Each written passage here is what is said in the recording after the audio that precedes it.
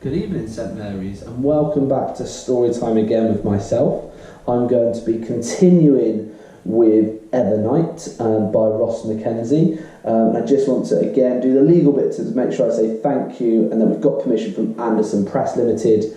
Obviously the author is Ross Mackenzie, and the illustrator for the small pictures that are inside are Julia Erdell. So thanks again for allowing us to share this book. I've been joined by Bing Bunny this evening. This is currently Evelyn's #1 toy, and it's spent most of the day outside in the sunshine, almost ending up in the paddling pool, but he's going to join us tonight for my next story. I have scanned ahead a little bit to make sure it's not too scary for Chapter 2, and Chapter 2 is a short chapter, and it's called Beneath the Streets. So here we go. I hope you enjoy it. Larabelle Fox was sheltering in the tunnels beneath the city when she heard a commotion. She almost didn't notice, such was the great downpour of rain and wind and rushing water barreling through the darkened sewers. Rivers of rain had fed the stream, leaving many of the tunnels inaccessible. Fierce water rumbled past her feet, splashing her wax-coated boots, gurgling and foaming, carrying twigs and leaves and drowned rats and cats. Lara's eyes were sharp and alert, and they flicked here and there, all about, watching the water as it passed through the golden light from the dragon breath lamp tied around her neck. Her muddled reflection stared back at her from the rough surface. 13 years old and brown-skinned and fiercely focused. She was hoping to glimpse shining things in the waters, coins or lost jewellery. But it was not a treasure that caught her attention now. It was the sound of an argument. Lara extinguished her lamp at once, and the crushing darkness folded in on top of her. A newcomer to those tunnels would have been instantly lost, disorientated, panic-stricken. Not Lara. Lara breathed deep and stayed calm. She knew every twist and turn and dip of the sewers in the same easy, natural way a small child might know the rhythms of a nursery rhyme. Creeping forward, she followed the voices, the sound of her footsteps smothered by the stream. Around a bend she went to an intersection where several sewers met. Light spilled from an adjacent tunnel, and Lara slowed, crouching low against the smooth, cold brick. She peeked around the corner, tingling with curiosity. There were 5 of them. 5 boys. Each was dressed in Tosha's things, a wax-coated jacket and boots and gloves, with a dragon breath lamp hanging around his neck. 4 of the boys were large, almost men, but the fifth was younger and much smaller. The 4 large boys had formed a circle of sorts around the smaller one. Lara knew him very well indeed, for she had taught him the ways of toshing herself. His name was Joe Littlefoot, and he was looking around at the others with fierce, frightened green eyes. "It's mine!" His hand hovered over protectively on the toshing bag slung over his shoulder. "I found this stuff fair and square. I'm not on your patch." "Well, we've decided to expand," said one of the older boys. His head was pale and shaved, his voice gravelly from all the pipes he smoked.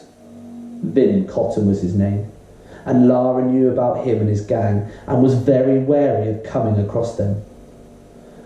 "I reckon the tunnel running under Milk Street belongs to us now, which means the loot you find here is ours." He pointed to the bag. "You can't just claim the tunnels," cried Joe. "And who's going to stop us? You?" Lara bristled at this, felt her hackles rise.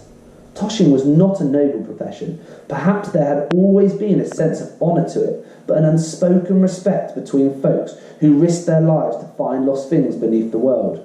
To be a tosher took guts and smarts and bravery, and Lara thought that Cotton had none of these things.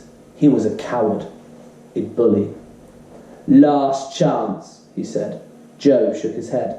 "I need whatever I can get. My granny, she needs looking after." Cotton held up a finger to quiet him. Then he brought a knife out from his coat and pushed the point of the blade against Joe's throat. Not enough to draw blood, but certainly enough to frighten Joe out of his wits. Lara almost cried out. I don't give a hag's tongue about your granny. You need to learn a lesson in respect, sunshine. He nodded to the others. Take everything he's got. They closed in. Thinking quick, Lara reached into her own toshing bag and brought out a bent metal spoon she had found in the tunnels earlier.